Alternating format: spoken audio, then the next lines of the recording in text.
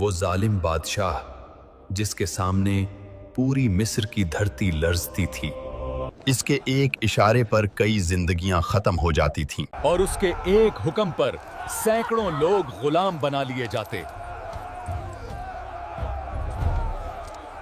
وہ خود کو صرف بادشاہ نہیں بلکہ خود کو خدا سمجھتا تھا، کہتا تھا میں ہوں تمہارا سب سے بڑا رب۔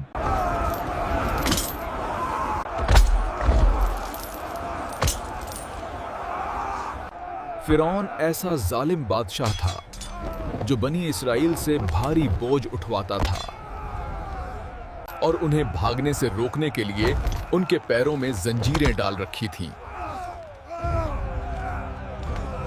وہ زنجیر اور توق پہنے ہوئے سیڑھیوں سے بالا خانوں تک چڑھ کر کام کرتے تھے۔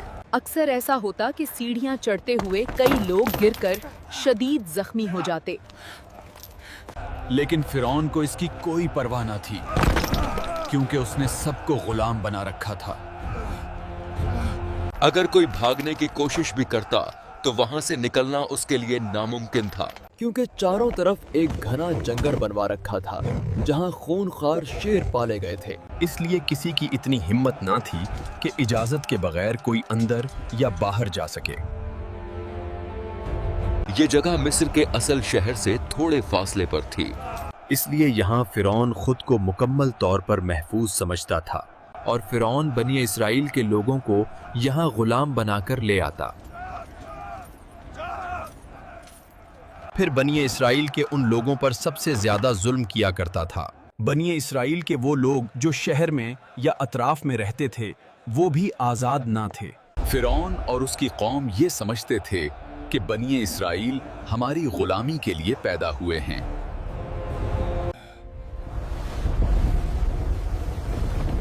خواب دیکھا ہے کہ ایک بچہ میری حکومت کو ختم کر دیتا ہے، اس بارے میں کچھ بتاؤ۔ جی بالکل، یہ پیشین گوئی ہم نے کتابوں میں بھی پڑھ رکھی ہے، لیکن آپ سے کہنے میں ڈر لگتا تھا کہ کہیں آپ ہم پر غضبناک نہ ہو جائیں۔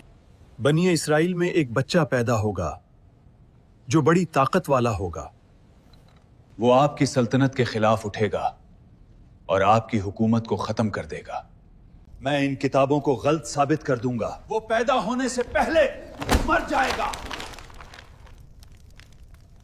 پھر اس نے ظلم کی وہ انتہا کر دی جس نے دنیا کو لرزا کر رکھ دیا۔ ہر سال ہزاروں جانیں اس خطرے کو دور کرنے کے لیے ختم کر دی جاتی۔ سنا ہے ہمارا نجات دہندہ آنے والا ہے اور فرعون کی حکومت ہمیشہ نہیں رہے گی۔ کیا ہم بھی آزاد ہو جائیں گے؟ جی یہی سنا ہے کہ وہ بنی اسرائیل میں سے ہوگا اور ہمیں آزاد کرائے گا، لیکن فرعون نے تو ہر حاملہ عورت کی نگرانی کے لیے ایک دائی مقرر کر رکھی ہے، پھر کیسے ہوگا؟ اللہ کے حکم سے وہ دائی جو نگرانی کے لیے مقرر تھی حضرت موسیٰ علیہ السلام کی ماں کی سچی ہمدرد بن گئی۔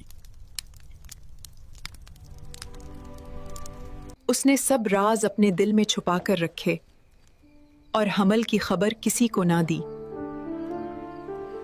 اور یوں شدید خوف کے ان لمحوں میں حضرت موسیٰ علیہ السلام کی ولادت ہو گئی۔ اس گھر میں کوئی بچہ پیدا ہوا ہے تو بتاؤ۔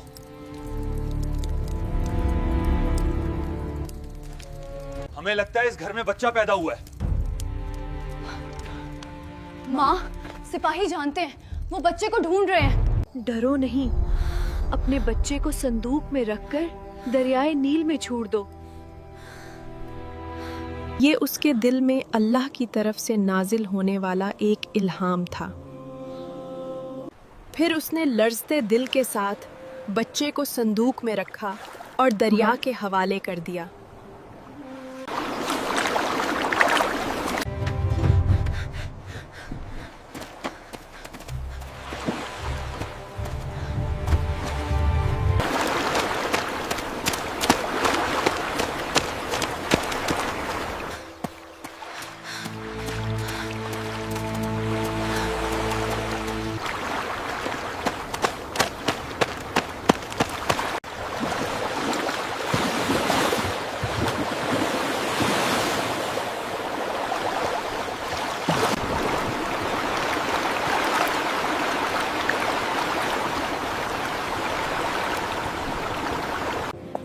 میرا آج دل اداس ہے. میں دریائے نیل کے کنارے جانا چاہتی ہوں. اے آسیہ، سپاہیوں کو ساتھ لے جاؤ، لیکن جلد واپس آ جانا.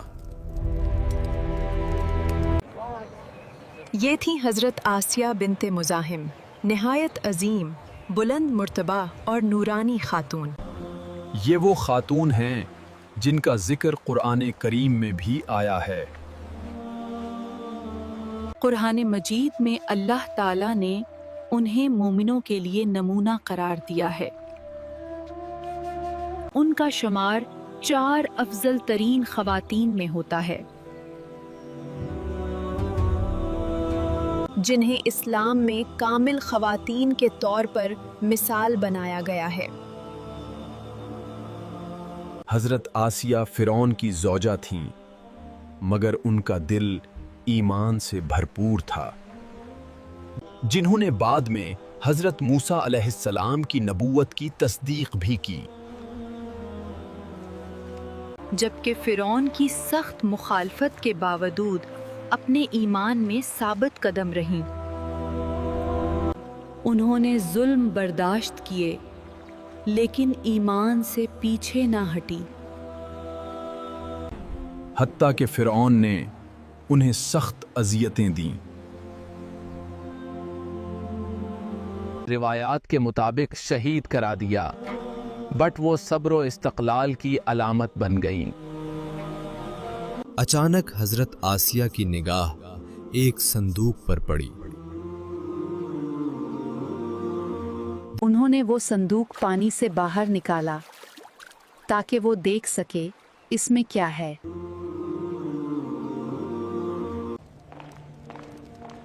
مجھے دریائے نیل کے کنارے ملا. میں اسے آپ کے سامنے لائی ہوں. یوں اللہ کی مشیت سے صندوق کا ڈھکنا خود فرعون کے ہاتھوں کھل گیا. یہ بچہ میری اور تیری آنکھوں کا نور ہے. اسے قتل نہ کرو. ممکن ہے یہ ہمارے لیے نفع بخش ہو، یا ہم اسے اپنا بیٹا بنا لیں. اگر یہ بچہ بنی اسرائیل کا ہوا تو کیا معلوم یہی وہی بچہ ہوا. ہمارا کوئی لڑکا نہیں اور یہ بچہ ہے. اس کی پرورش ہم کریں گے، جیسا چاہیں گے ویسا بنے گا. دیکھیے تقدیر کا عجیب کھیل. جو موسیٰ کو مارنا چاہتا تھا، آج دشمن کا وہی محل موسیٰ کی پرورش کی جگہ بن گیا. اب مسئلہ یہ تھا کہ یہ بچہ کسی کا دودھ قبول ہی نہیں کر رہا تھا. جو عورت یہ بچہ کو دودھ پلائے گی اسے مال و دولت سے نوازا جائے گا. پھر یہ خبر حضرت موسیٰ علیہ السلام کی ماں تک پہنچ گئی. میں اس بچے کو دودھ پلانے کی کوشش کرتی ہوں، شاید یہ بچہ میرا دودھ قبول کر لے. جب حضرت موسیٰ کی ماں نے اسے دودھ پلایا تو اس نے خوشی سے دودھ قبول کر لیا. یوں ہر روز حضرت موسیٰ علیہ السلام کی ماں آتی اور دودھ دے کر چلی جاتی تھی.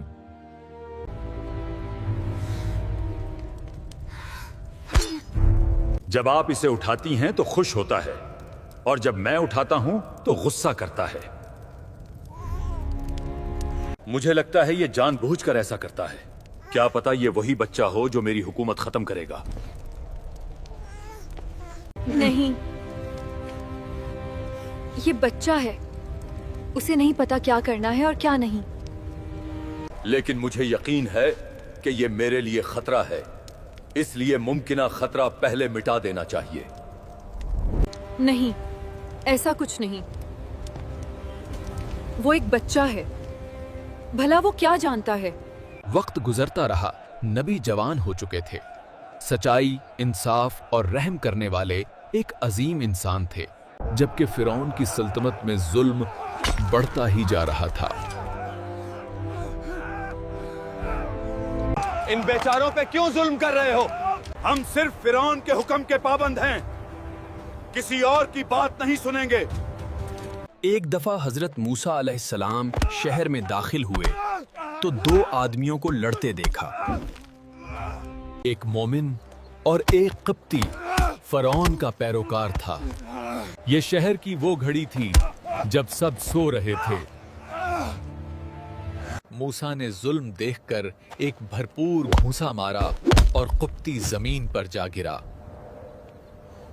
ए फिरौन, मूसा ने आपके मानने वालों में से एक आदमी को मार डाला है। सिपाहियों, मूसा को इसी वक्त गिरफ्तार करके मेरे सामने लाओ। या अल्लाह, मेरा इरादा कत्ल करने का नहीं था।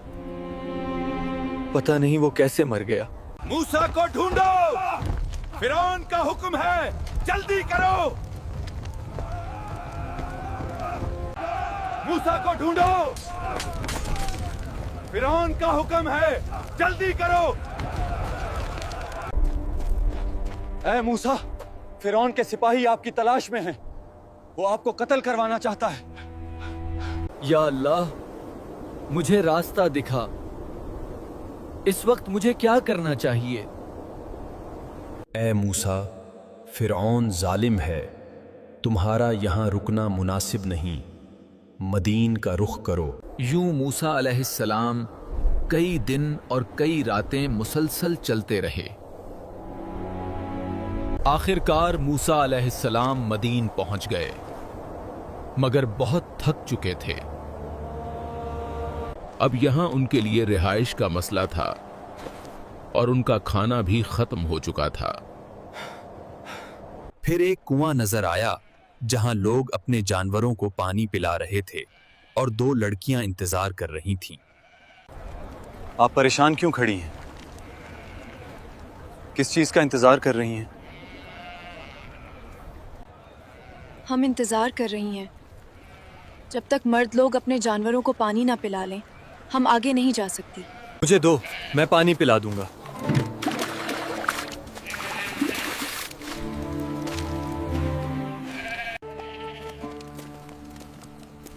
आज तुम जल्दी पानी पिलाकर वापस कैसे आ गईं? एक अजनबी शख्स ने मदद की। वो हमारे इलाके का नहीं लगता था, लेकिन बहुत मेहरबान था। उन्हें मेरे पास बुलाकर लाओ, मैं उन्हें इसका मुआवजा देना चाहता हूँ। मेरे बाबा आपको बुला रहे हैं, वो आपको मुआवजा देना चाहते हैं। ये थे हजरत शाइब अलैहिस्सलाम, जिन्होंने हजरत मूसा अलैहिस्सलाम को अपने पास बुलाया। अब हजरत मूसा अलैहिस्सलाम की शादी हो चुकी थी। ये वाकया कुरान में भी मिलता है। हजरत शुएब अलैहिस्सलाम ने अपनी एक बेटी का निकाह हजरत मूसा अलैहिस्सलाम से कर दिया था। ये वाकया दीनी कुतब में कुछ यूं मिलता है कि हजरत शुएब अलैहिस्सलाम ने हजरत मूसा अलैहिस्सलाम को बुलाया। हजरत शुएब अलैहिस्सलाम ने खुशामदीद कहा और पूछा, तुम कौन हो?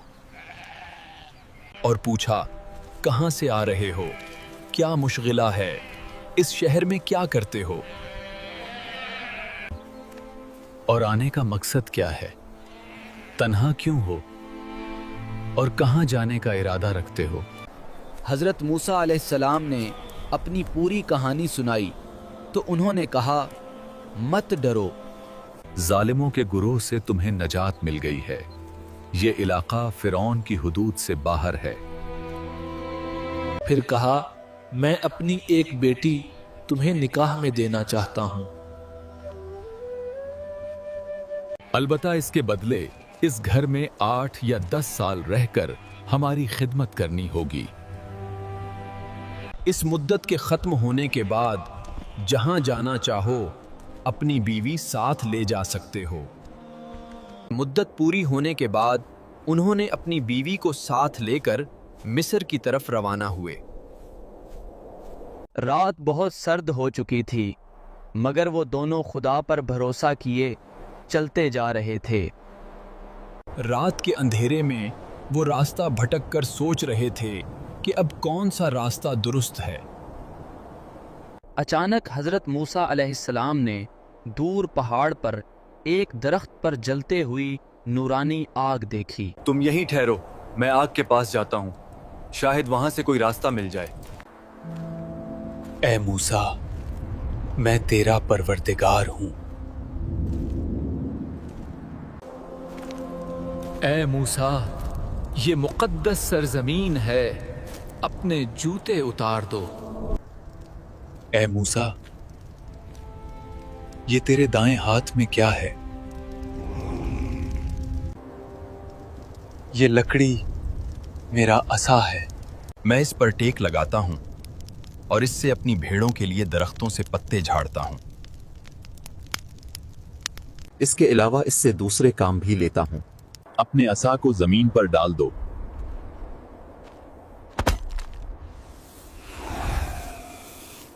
ये वाक़या दीनी कुतब में कुछ यूं मिलता है कि जब उन्होंने असा फेंका तो वो सांप बन गया। ये देखकर मूसा अलैहिस्सलाम डरे और पीछे हट गए। फिर मूसा अलैहिस्सलाम ने दोबारा आवाज सुनी, वापस आओ और डरो नहीं, तुम आमान में हो। एक लकड़ी का सांप में तब्दील हो जाना ये हजरत मूसा अलैहिस्सलाम को अता करदा पहला मौजज़ा था। फिर अल्लाह ताला ने एक दूसरा मौजज़ा भी अता किया। मूसा अलैहिस्सलाम को हुक्म दिया गया कि अपना हाथ अपने गिरेबान में डालो और बाहर निकालो। मूसा अलैहिस्सलाम ने जब हाथ बाहर निकाला तो वो सफ़ेद था और नूर से चमक रहा था। फिर आवाज आई, ए मूसा, ये दो मौजज़े तुम्हारे परवरदिगार की तरफ से आपको अता किए गए हैं। फिर हुक्म हुआ कि अब फ़िरौन के पास जाओ, उन्हें नेकी की दावत दो और बनी इस्राइल को आज़ाद कराओ। फिर हजरत मूसा अलैहिस्सलाम ने अर्ज किया, मेरे परवरदिगार, मेरा सीना खोल दे, मेरे काम आसान कर दे, मेरी जुबान की गिरह खोल दे ताकि वो मेरी बातों को समझें और इस काम में मेरे भाई हारून अलैहिस्सलाम को मेरा मुआविन व मददगार बना दे। फिर आवाज आई कि ए मूसा, तुम्हारी तमाम दरखास्तें कबूल हैं। हजरत मूसा अलैहिस्सलाम अपने भाई हारून अलैहिस्सलाम के साथ फ़िरौन के पास पहुंच गए। मैं अल्लाह का रसूल हूं, बनी इस्राइल को आजाद कर दो। फ़िरौन जोर से हंसा, जैसे मूसा अलैहिस्सलाम की बात उसके लिए महज एक मजाक हो। तू अल्लाह का रसूल है और तेरा रब कौन है? वही रब जो आसमानों और जमीन और जो कुछ इन दोनों के दरमियान है, उसका मालिक। जरा देखो तो ये शख्स क्या कह रहा है।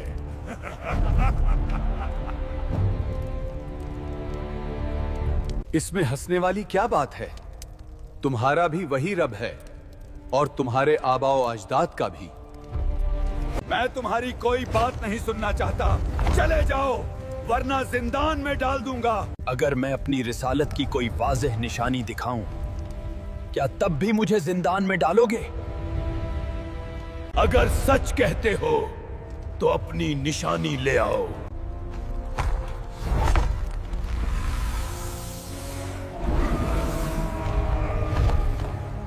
बादशाह सलामत, डरे नहीं, ये जादू के सिवा कुछ नहीं।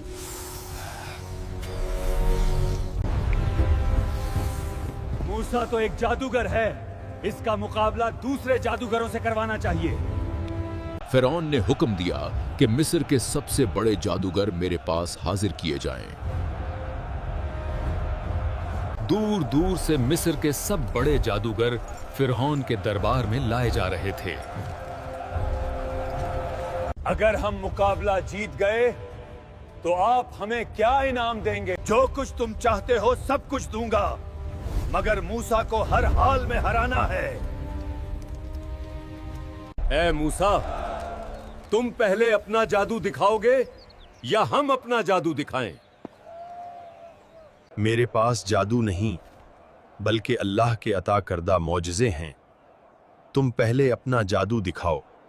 सब जादूगरों ने अपनी लाठियां और रस्सियां जमीन पर डालीं तो वो सांप बन गईं। फिर नबी ने अपना असा जमीन पर डाला, वो बहुत बड़ा सांप बन गया और दूसरे सांपों को नगल गया। ہم آپ پر اور آپ کے پروردگار پر ایمان لاتے ہیں۔ یہ واقعی معجزہ تھا، جادو نہیں۔ تم میری اجازت کے بغیر کیسے ایمان لے آئے؟ تم سب ایک دوسرے سے ملے ہوئے تھے، تم سب کو سولی پر لٹکا دوں گا۔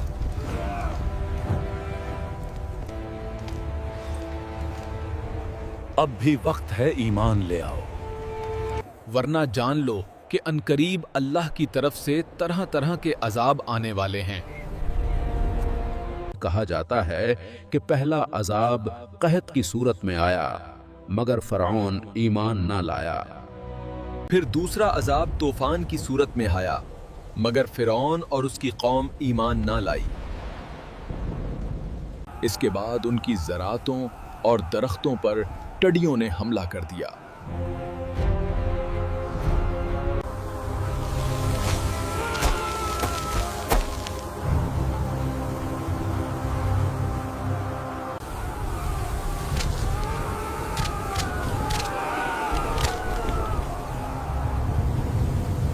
اس کے بعد ان پر ایک اور حشرات کا عذاب نازل ہوا جو ہر طرف پھیل گیا۔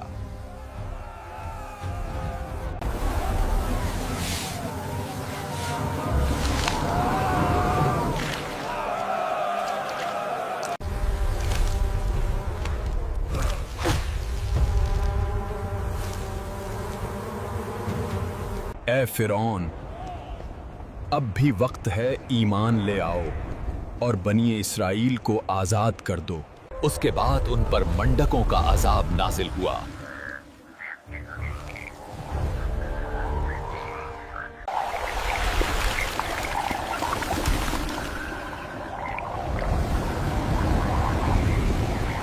یہ کیا مذاق ہے؟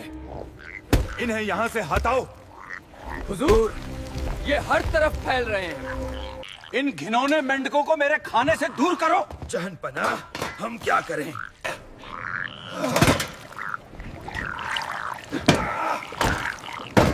یہ کیا بکواس ہے؟ ان مینڈکوں کو یہاں سے ہٹاؤ، جلدی کرو۔ یہ کیا بکواس ہے؟ ان گھنونی چیزوں کو مجھ سے دور کرو۔ اس کے بعد ان پر خون کا عذاب نازل ہوا۔ اے موسیٰ، فرعون کبھی نہ مانے گا، چاہے وہ 1000 نشانیاں ہی کیوں نہ دیکھ لے۔ اے موسیٰ، بنی اسرائیل کو لے کر راتوں رات نکل جاؤ۔ فرعون اور اس کے سپاہی بھی آپ کے پیچھے ضرور آئیں گے، لیکن میری مدد تمہارے ساتھ ہے۔ حضرت موسیٰ علیہ السلام بنی اسرائیل کو لے کر روانہ ہو پڑے۔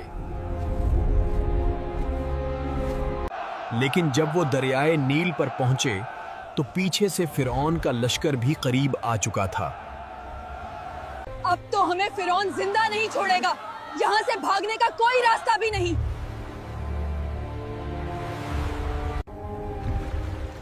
اے موسیٰ، اپنا عصا دریا کے پانی پر مارو۔ جب حضرت موسیٰ علیہ السلام نے دریائے نیل پر عصا مارا تو پانی کے درمیان راستہ بن گیا۔ آگے بڑھو، فتح ہماری ہے، بچاؤ، ہم ڈوب رہے ہیں۔ لیکن جب فرعون کا لشکر اس راستے میں داخل ہوا تو پانی نے ان سب کو ڈبو دیا۔